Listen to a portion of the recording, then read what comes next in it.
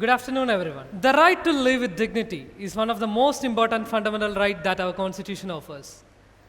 But when we see a person with disability, what is our emotion? What is our reaction? It is just of sympathy. We think that they require our help for doing anything and everything. We feel that they are handicapped and requires our assistance. So, the worldwide symbol that represents disability is always like this, a person who is limited to a wheelchair.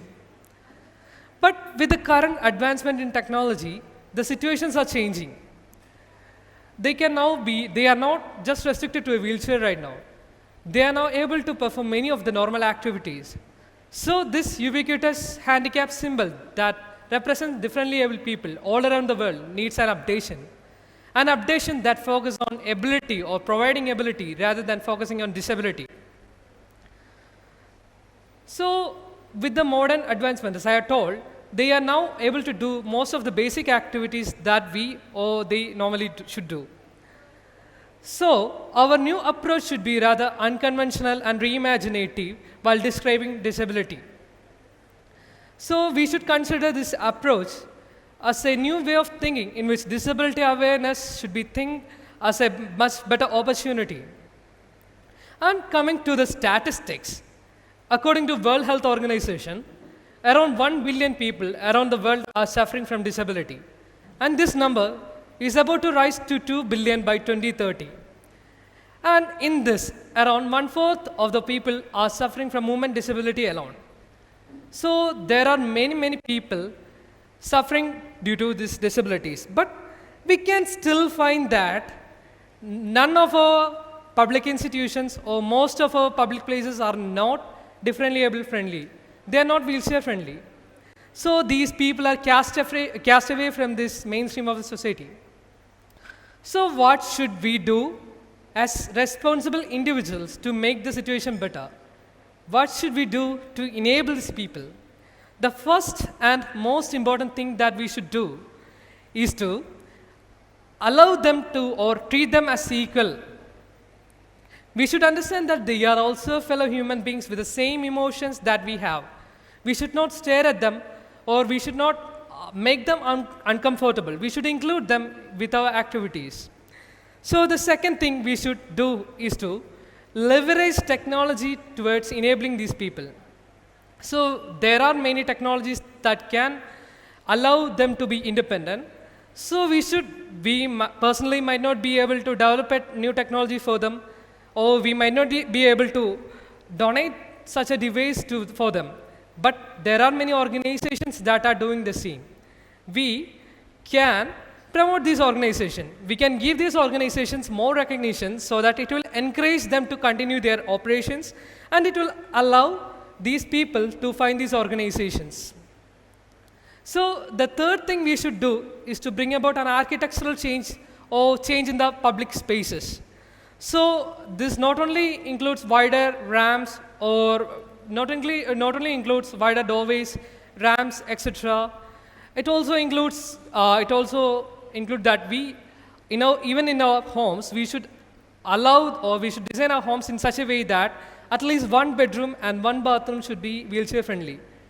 None of us know what is ahead of us in our old age also. So speaking about the next point, it is the employment opportunity. So we all know that for most of the jobs or most of the interviews or most of the career options, an able person is always selected much more than a differently able person. And even in media or films, we can see that people with disabilities are not, or the role of people with disability are played by a normal person itself. So this should change. We should allow these people also to get more job opportunities or more self-employment opportunities and also more opportunities in business and all other economic activities. And the fifth thing we should do as individuals is to spread awareness. We should spread awareness that they need to be treated equally or that they are equal human beings like us. Also, we should also identify their talents. We should also encourage them, and we should also try to use their talents in the societal building. We should try to remove the stigma between able people and differently able people. So coming to the next thing, we have mentioned about assistive technology or assistive devices earlier. So what is an assistive device? So generally speaking, assistive device is any device that enhances a person's capability.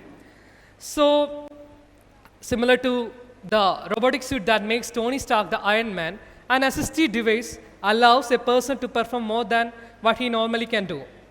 So with this, in speaking about disability sector, assistive technology devices are those devices which allows a person to be more independent or less dependent on others. So there are many assistive devices. They can be classified either into high-tech assistive devices and low-tech assistive devices. Low-tech assistive devices includes wheelchairs, orthotic devices, crutches, etc. They cost much less, but they have limited functionality. And high-tech assistive devices, they cost much higher. They start from maybe around from electric wheelchairs or standing wheelchairs and patient transfer hoists too. They range up to new technological intervention using artificial intelligence and also bionic arms and exoskeletons, etc.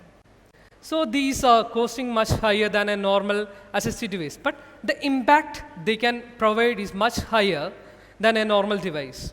They relieve their caretakers and also allow these persons to be independent.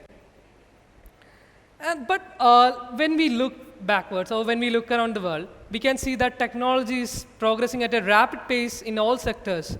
But when we compare the progress with assistive technology sector, we can understand that the progress in assistive technology sector is much slower than other sectors. Why is it so? Why aren't the big tech companies not focusing on assistive tech sector?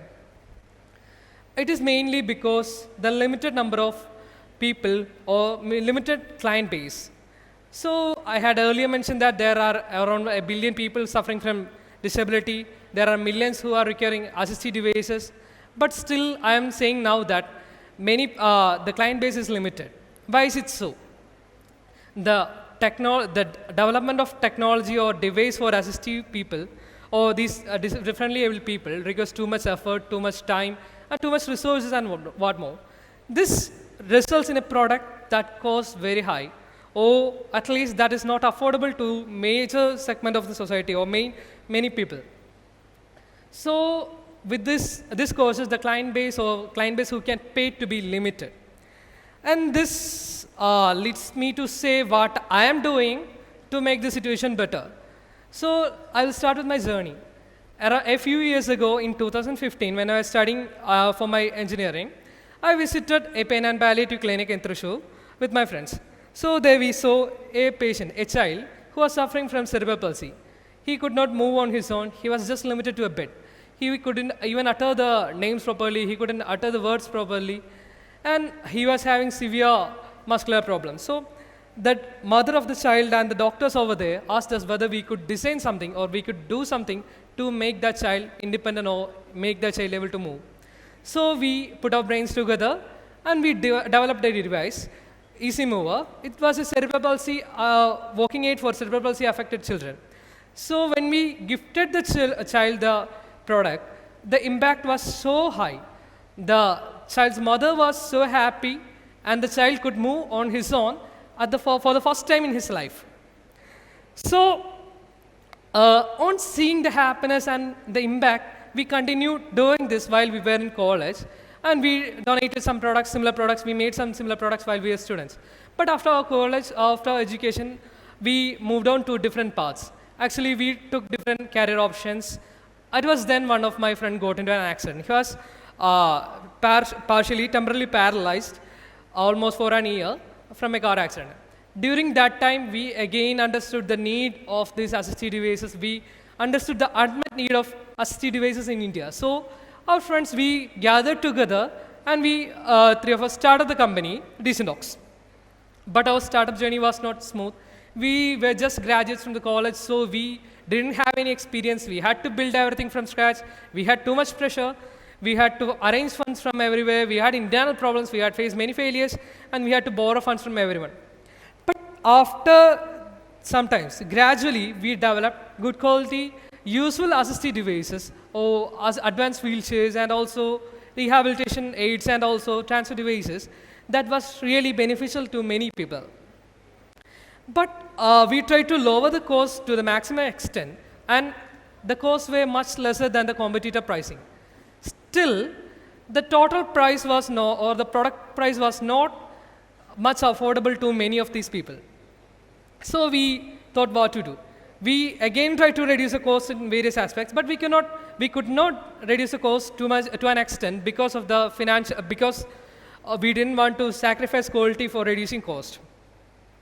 So we thought about different ways, and we got an idea. We started approaching, or we started partnering with different organizations and NGOs to donate these products to those who are not able to pay for it. So with the help of NGOs, government programs, and also CSRs from various organizations, we could reach many people who are in need. And when I look back, many of these people, when I look back, I can say one thing. The first step towards enabling our community is to enable each and every individuals in our community. So how can we enable a person who is limited to a bed or a wheelchair or chair in the house? The first thing we can do, or the most important thing we should do, is to allow him to move around easily. And when I look back, many of these people who were donated these wheelchairs started seeking other opportunities after they could move by themselves. They started looking for new economic opportunities. They started looking for new career opportunities. I can now happily say that many of these people who were once limited to the wheelchair or a bed are now earning some income for their family. They are now paying for their family. They are now taking care of their family. Earlier, they required the help of everyone to take care of themselves. Now, that was the social transformation we could bring. And when I am thinking, if I can bring this change and affects hundreds of people, or maybe thousands of people, with a small number of people with me, or small number of friends along with me, how much more impact can we all together make if we join our hands together? How much bigger the impact will be if we all join our hands together? So, thanks to the technological advancement, when I look forward, I can see that in a few years, maybe in a 10 or 12 years, people with movement disability will be able to run or walk or move easily like each of us with the help of new technologies like exoskeletons or something. By the time, people with visual or hearing disability will be able to communicate like us using artificial intelligence or maybe with the help of micro implants. And I would like to thank technological development for making this true. And when I can say that a society is progressive only when and only if we cater, or if we make the progress of each and every citizen a truth, irrespective of their limitations or conditions. So this will be possible, and this is becoming a reality using the technology. And I would like to conclude by saying that all these people are equal to us. They are all just human beings just like us, but just slightly differently built. So let us treat them well, and let us treat them with dignity and respect, like me and you. Thank you. Thank you.